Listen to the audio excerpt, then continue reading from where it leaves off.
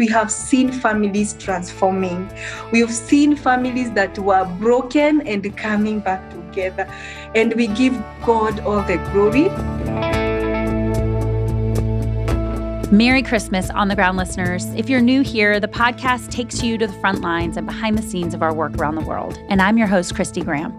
Samaritan's Purse, as you know, is a global ministry that cares for hurting people around the world. And many of you have given gifts to help move our mission forward through our Samaritan's Purse Christmas catalog. And if you're like me, you give for your family and friends for Christmas in honor of them. And in fact, this year, I gave my mother-in-law the Honeybees project because she loves honey. I was also able to find a candle that was made out of beeswax that she can burn throughout the year as she thinks on and prays for this Christmas catalog gift. And so we just wanted to thank you for giving and just the way that you've made an eternal impact on someone's life. And it's not too late to be a part of it. The projects that we're spotlighting today don't just need support, they also need prayer throughout the year. This episode is going to be really different. You know, usually we do a deep dive into one or two projects per episode, but this one, we're going to be covering several of our Christmas catalog projects. And so we're going to be going all over the world. We're going to be talking about refugees in Syria. We're going to be talking about trees in Kenya and the impacts that they're having on the communities.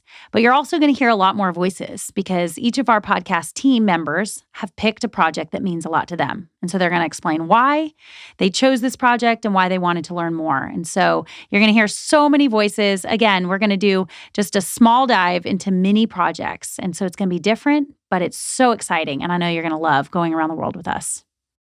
Hi, my name is Caitlin, and the Christmas catalog item that I chose to share with you all this year is serving desperate refugees. This gift item is really special to me personally because I've been to many refugee camps around the world and had the opportunity to meet families who have fled with only the clothes on their back and get to hear their stories. Actually, in 2019, I was in a refugee camp with Syrian refugees, and they had fled because of the chaos and violence that was in Syria. And it's actually still a problem today with more than 5 million people who have fled and 7 million who are internally displaced within Syria. And Samaritan's Purse is working to help these families and to provide hope and physical relief. So one of the stories that impacted me was Anaya's.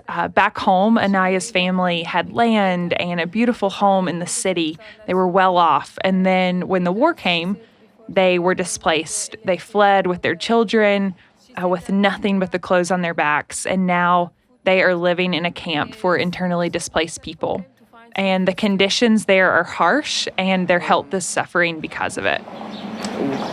Most of the kids are sick. She said before they need the electric, water, food. She said that there are a lot of people here don't have food to eat. It's so difficult for them to find some foods to eat. The clinic is overrun, and they're seeing over 150 patients every day. And the reason why everyone is so sick is because of the lack of water and food. And not only that, they only get electricity for 1 hour every night. She said that at night it's so dark. So when we woke, we found scorpion and we found snakes. Yeah, so it's so dark we cannot see them. So now we don't know when we have to sleep. When nighttime comes at the camp, the scorpions and snakes can bite and sting in the darkness, and this compounds the already high demands on the clinic. Samaritan's Purse supports 2 medical clinics in Syria, and we're also providing emergency food rations to families and rebuilding a church.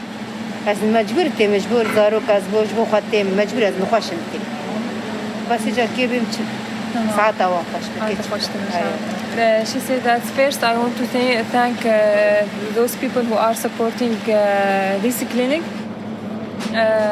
She said that this clinic is so important for us because most of us, we don't have vehicles to go to the city to treat our family, our patient. So it's the only facility for health here in the camp. You know, Caitlin, I love that story because just like you, I've been in those refugee camps and I have walked those dusty little corners of the world, and I've seen what a difference just a small gift can make in the life of someone who really has nothing. I'm Melissa, and I'm also part of the podcast team. And this year, as my gift, and actually it has been my gift for many, many years, I've chosen Rescue Children in Crisis. And the reason is that many years ago, when I first started with Samaritan's Purse, during one of our staff devotions and prayer time in the morning, the devotion speaker, who was one of our leadership, asked a very poignant question. He said, "What would you give your life to solve? What problem in the world, if it meant you actually giving your life, you actually dying, but it would solve that problem for good and forever, what would that be?" And I knew immediately what that was for me. If I could eradicate with my sacrifice, if that could mean that a child would no longer ever have to fear being exploited, would no longer ever have to fear having drugs forced upon them, violence, living on the streets, if I could, through my sacrifice, make that go away forever, for always, for every child, I would gladly do it. And in that moment, there was no question for me. I knew that I would gladly sacrifice for that. And so that's my gift every year, Rescue a Child in Crisis. So I'd love for you now to hear in the Democratic Republic of Congo in Africa, how Samaritan's Purse is rescuing young boys and girls from living on those streets. Our team had the chance to talk with Hannah, who oversees the program.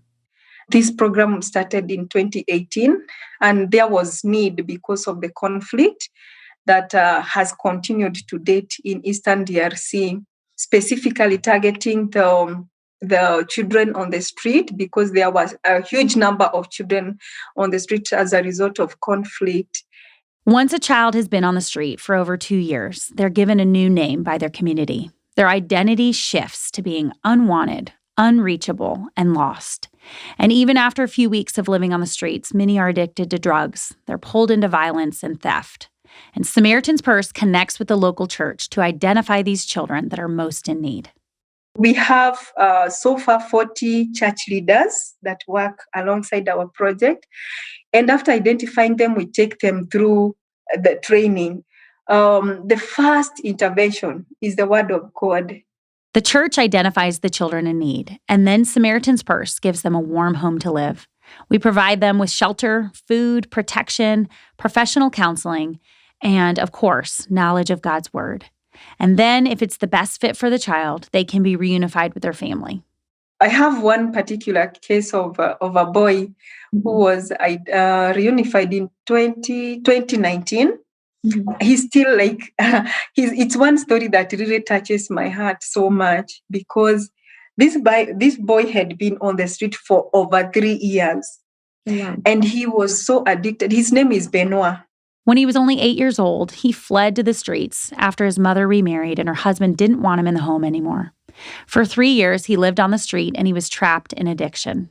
The mother also had a lot of issues. She was struggling with her own personal issues at home, because the husband whom she's married to is not the biological father of this boy. So he advised her to let the boy go, and he wanted to take care of his own children, but not this one. So we were not very sure what would happen, but we continued trusting God and praying that God will truly intervene and help this family. A local church identified him, and he was given everything he needed.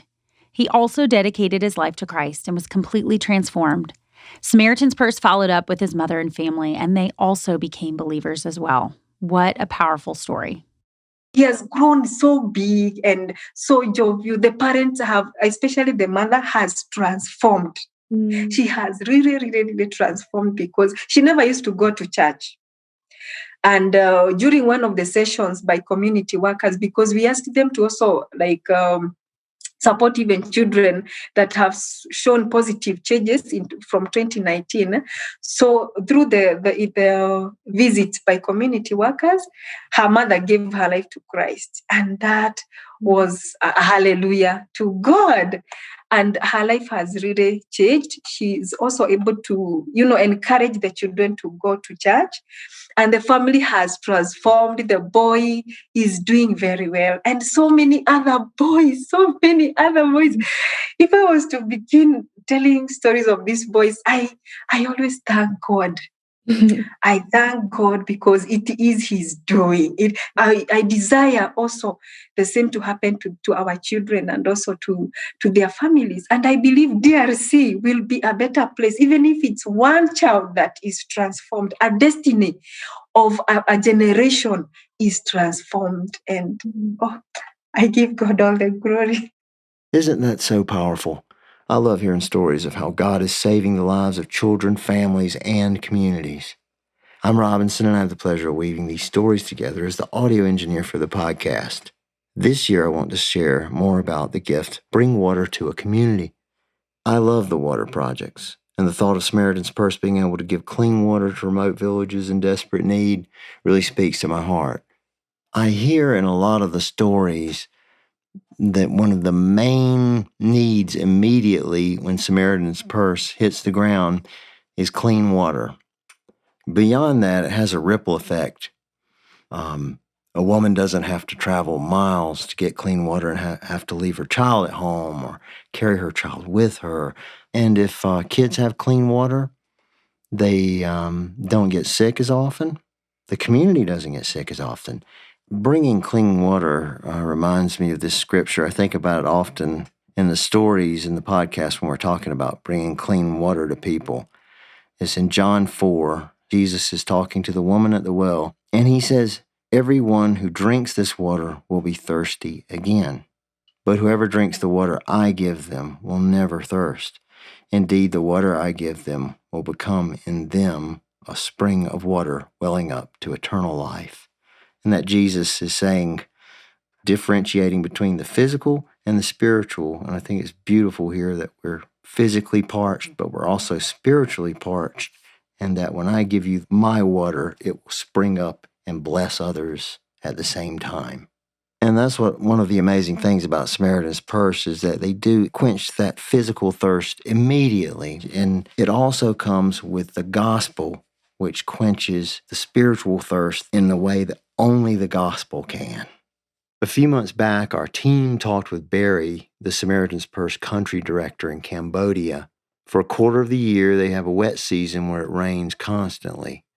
Then a dry season immediately follows for the remainder of the year, about 9 months. That means that any livelihood, garden, farm, livestock, is scarce or completely gone. Without a permanent water source, people have got nothing to fall back on.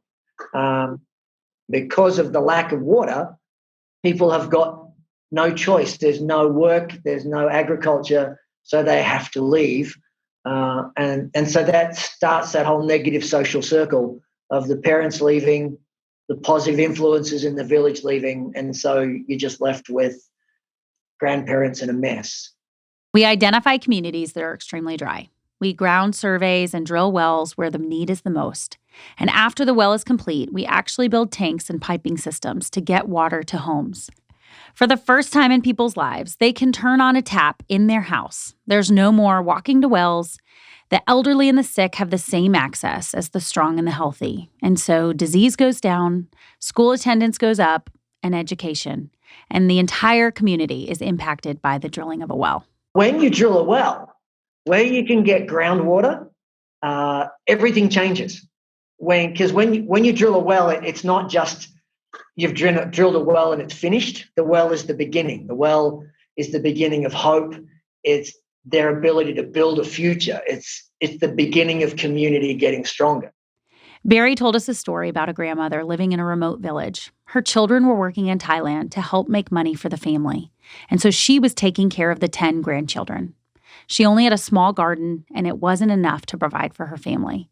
And so the Samaritan's Purse team in Cambodia recognized her need, and they helped her build a well, and her life was completely transformed.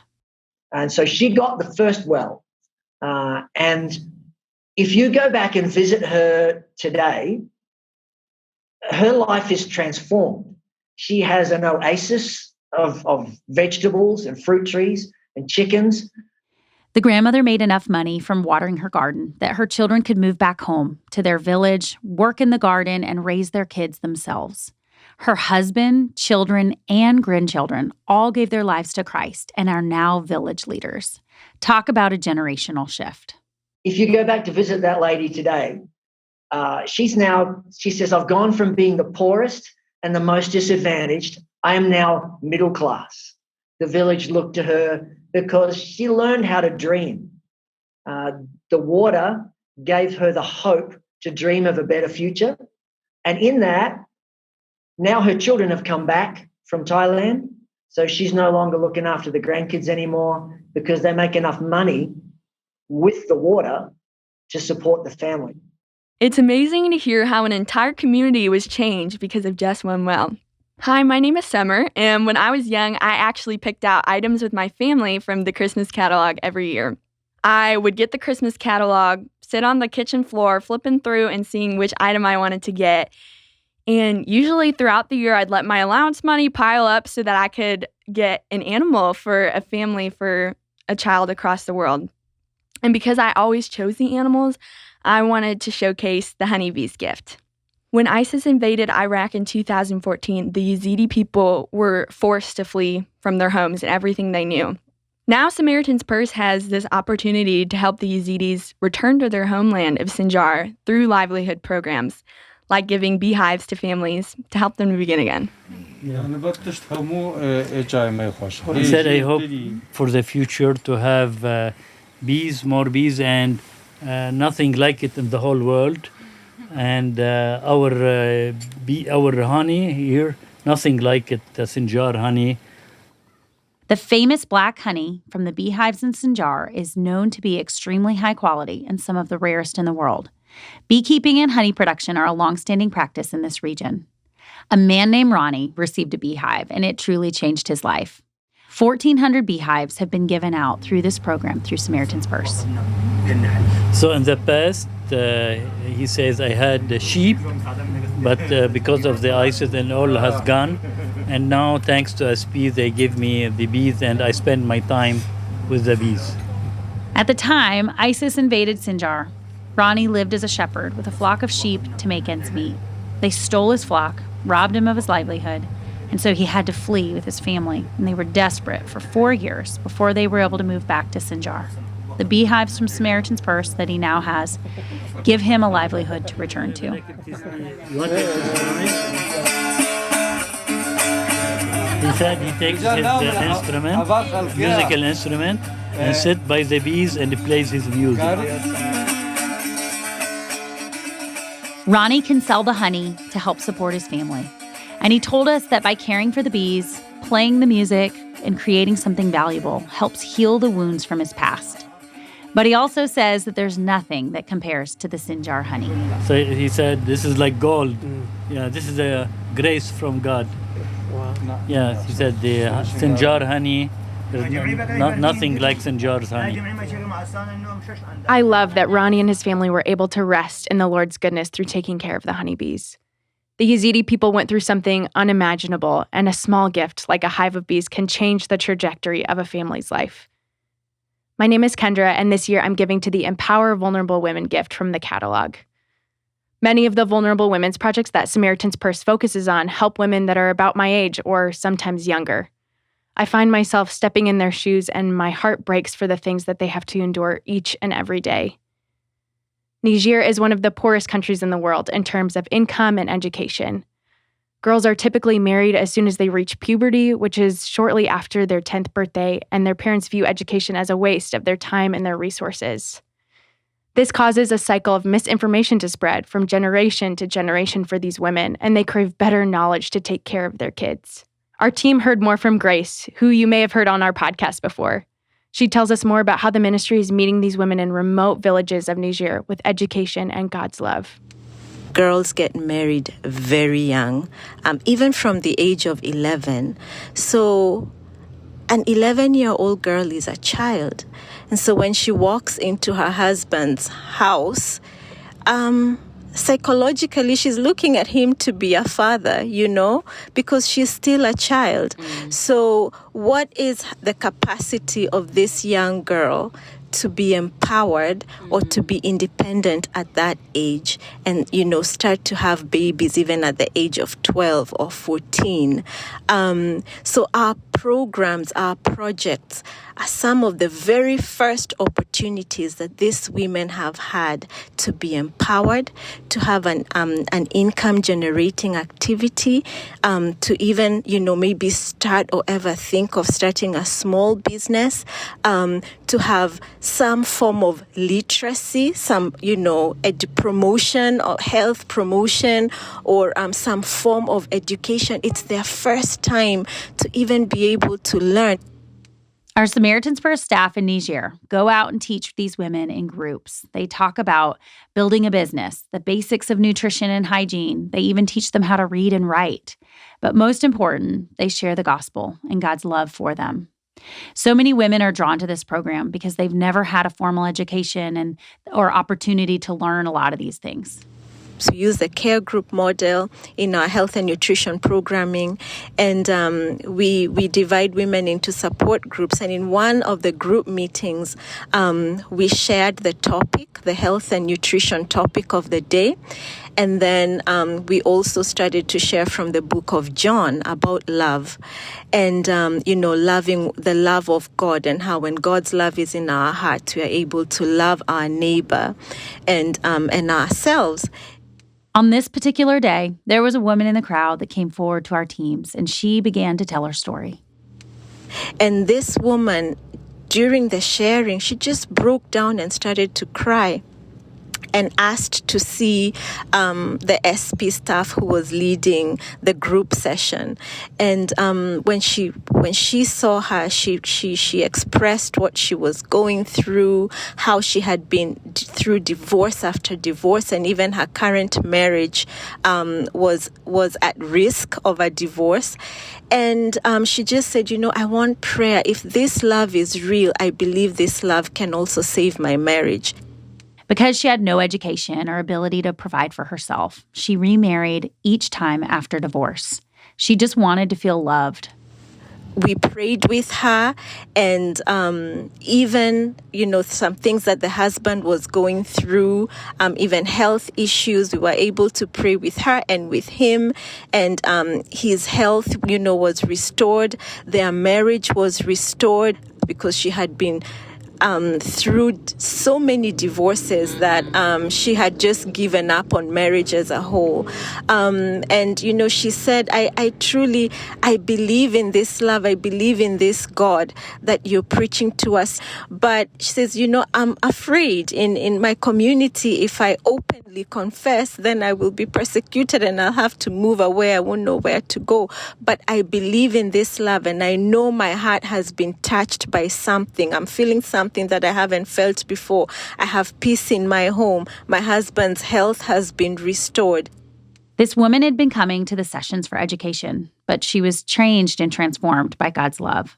She was searching for love in her marriages, but came to realize that God's love was never ending.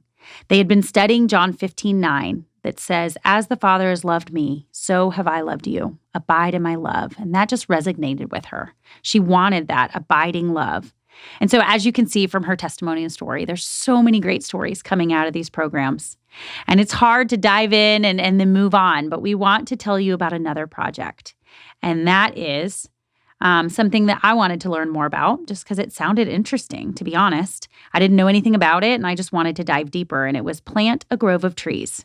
And I had no idea the depth and the magnitude of this ministry. In dry, rural villages of Kenya, the land is bare, and there's no trees. It's been scorched by the sun. And so people in the communities are suffering. They have lack of food and exposure to the elements. And so Samaritan's Purse has come alongside local churches to give them seedlings so that they can plant trees.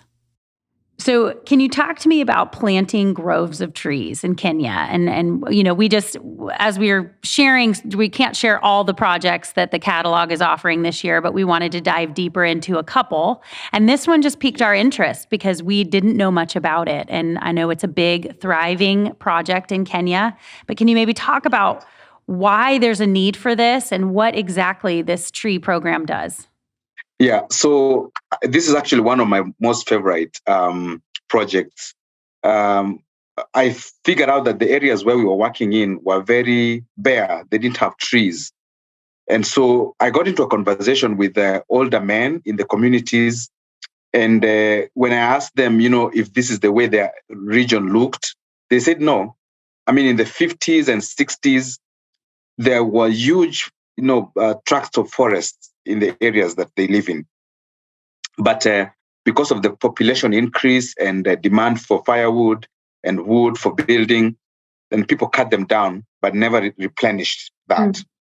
And so over the years, they've been seeing the impact of that. There's less rainfall, and then, there's lots of dust in their areas. So that gives rise to, more airborne diseases.